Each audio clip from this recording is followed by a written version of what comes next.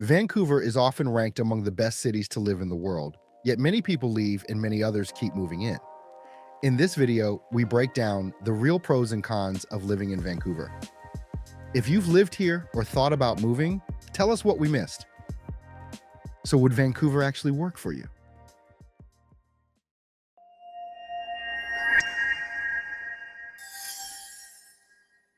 For a lot of people, this is one of the main reasons they move here: mild, green winters. Unlike other Canadian cities where winter feels harsh and isolating, Vancouver's climate stays comparatively soft. Grass remains green almost all year, which has a surprisingly uplifting psychological effect. Seeing cherry blossoms in February feels almost surreal after experiencing a prairie winter. It's not tropical, although summers can be quite hot, but it still allows for an active outdoor lifestyle even during the coldest months. Another key benefit is well-developed infrastructure and easy travel. Vancouver has strong everyday infrastructure, with reliable public transit connecting most central areas, including buses, SkyTrain, and C-Bus. The city also offers good public schools, respected post-secondary institutions, and generally good access to hospitals and clinics. Beyond daily life, Vancouver is very well connected. The airport offers direct flights across Canada, the US, and Asia, while ferry routes make it easy to reach Vancouver Island and nearby coastal destinations. Pro number 3, daily life is safer than in most North American cities. While Vancouver does have visible homelessness and issues related to drug addiction, these are largely concentrated in specific areas of the city rather than spread evenly across all neighborhoods. Outside of those pockets, day-to-day safety remains relatively high. Most residential areas are walkable at almost any time, and violent crime rates are low compared to US cities of similar size. Families generally feel comfortable using public transit, biking, or walking long distances, which contributes to a strong sense of everyday physical security and overall quality of life. One more advantage is a strong job market in key sectors. Vancouver has a strong and active job market in several important industries, including technology, film and television, gaming, animation, visual effects, digital design, and parts of biotech and clean tech. The city is home to major studios and production houses, as well as many smaller creative and tech startups. The environment tends to encourage collaboration rather than cutthroat competition, which is relatively rare in large urban markets. For freelancers, there is a steady flow of work across design, UX, animation, and other creative roles. Moving on, Vancouver quietly encourages a more active lifestyle. In Vancouver, nature isn't something you plan for the weekend, it's part of everyday life. You can leave your desk and be surrounded by rainforest, mountains, or the ocean in under 30 minutes, which naturally encourages a more active lifestyle. Even people who don't see themselves as particularly sporty often end up walking more, exploring trails, or spending time outdoors simply because it's easy and enjoyable. The city's layout supports this, with places like the seawall offering a flat, accessible, and scenic space for walking or cycling. Combined with generally good air quality, thanks to ocean winds and surrounding forests, this makes staying active feel effortless and sustainable throughout the year. Pro number 6 is the city's strong multicultural diversity. Vancouver is one of the most multicultural cities in Canada, with communities from across Asia, the Middle East, Europe, and Latin America shaping everyday life. This diversity isn't abstract. It shows up in neighborhoods, languages, festivals, and especially in food. Instead of generic Asian cuisine, you'll find regional specialties like Hakata-style ramen, Taiwanese beef noodles, Filipino ensaymada, Persian stews, Shanghainese dumplings, and high-end sushi that rivals Japan. Many chefs come directly from overseas, so authenticity is the norm. And despite Vancouver's high cost of living, eating out, particularly for Asian cuisine, can be more affordable than in Toronto. Moving on, Vancouver's micro neighborhoods feel like different worlds. You can have a completely different lifestyle just by changing your address. Kitsilano feels beachy and laid back. Commercial Drive is eclectic and European. and Yaletown feels polished and urban. If you enjoy variety, you can explore different atmospheres without leaving the city. This makes the city feel bigger and more dynamic than its population suggests.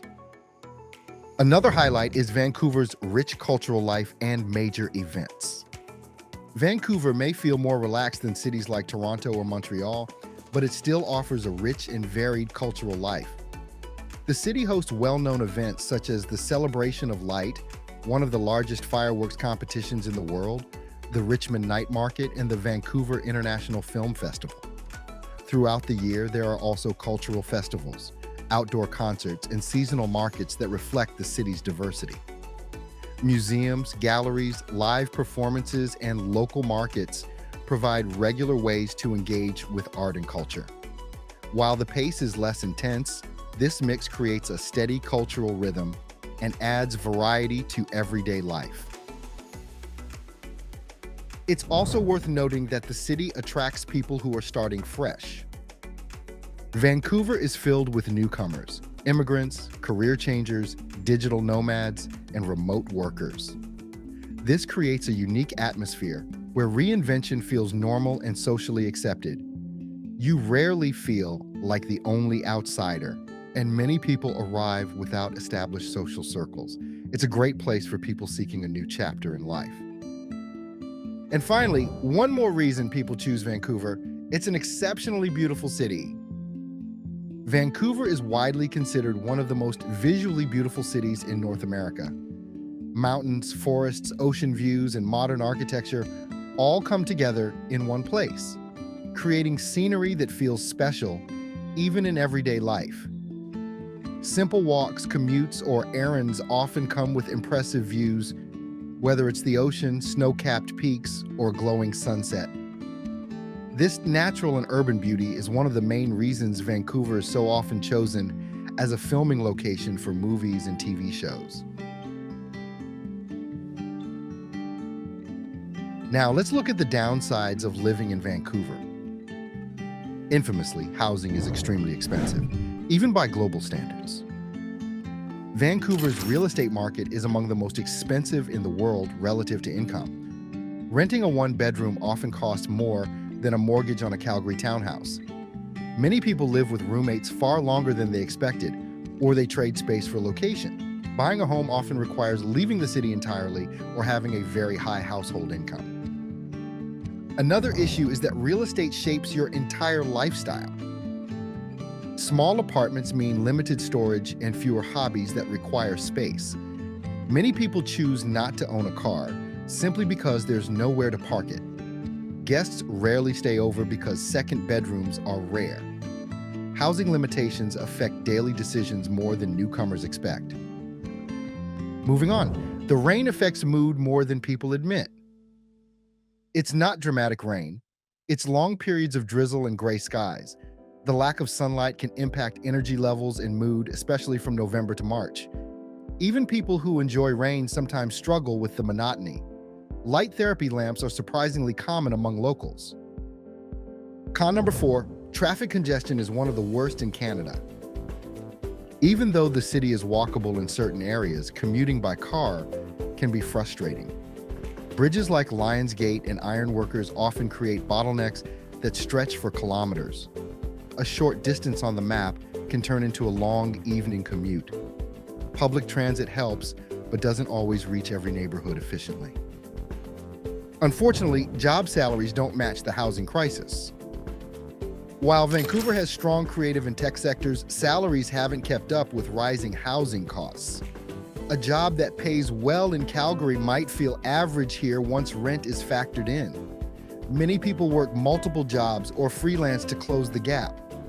Career growth can also feel slower compared to Toronto's more aggressive corporate environment. Many people also notice that it can be difficult to make friends long-term. Vancouverites are polite, but they often keep emotional distance until they know someone very well. Newcomers sometimes describe the city as quietly friendly, but hard to penetrate. Social circles tend to form around activities, hiking clubs, sports, or work, rather than spontaneous meetups. Another thing that can be frustrating is long healthcare wait times. Finding a family doctor is notoriously difficult, and walk-in clinics can have long queues. Specialist appointments may take months. While the care is good once received, the delays can be stressful. This is a common issue in fast-growing cities, and Vancouver feels it acutely. Next, wildfire smoke can affect the city in late summer. Most of the year, the air is clean and refreshing, but wildfire season can temporarily change that. Smoke from the interior of BC or Washington state occasionally drifts into the city. Some summers are completely clear, while others have several hazy days. Con number 9, you need a car for certain practical tasks. Transit covers the major areas well, but doesn't support all daily needs.